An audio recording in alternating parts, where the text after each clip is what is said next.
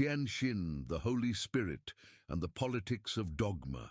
Across the rise and fall of nations, long before temples and doctrines, human beings were given a gift, the inner light of conscience. In the East, this light was called Tianxin, the heart of heaven. In the West, it was called the Holy Spirit, the breath of God within.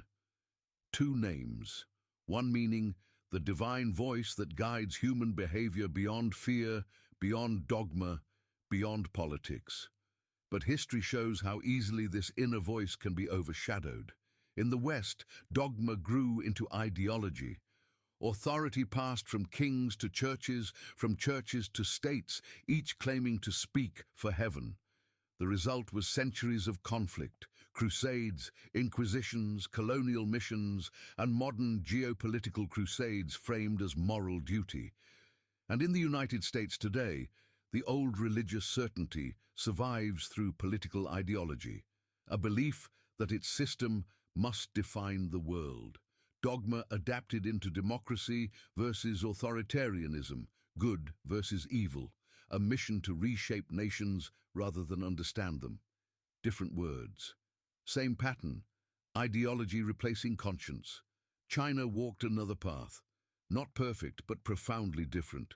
For 5,000 years, the Chinese sought guidance not from dogma, but from moral cultivation. Confucius warned, "Ritual without humanity becomes empty."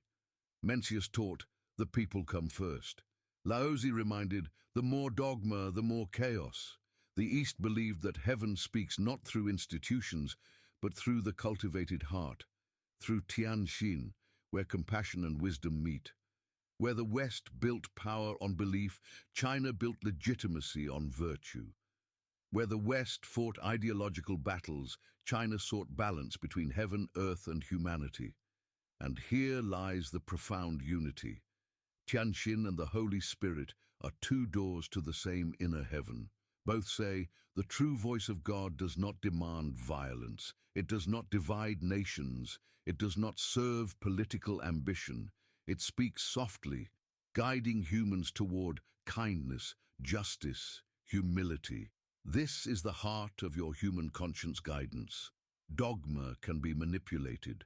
Ideology can be weaponized. But conscience, the inner heaven within every human being, cannot be controlled by any empire. So the real question for our time is not which system is superior, nor who claims the truth. The question is, which civilization still listens to the inner voice of heaven, and which one follows the noise of ideology? Because the survival of humanity will not depend on military strength or political dogma, but on our ability to return to the same source, Tianxin, the Holy Spirit, the eternal light within the human heart. Thank you.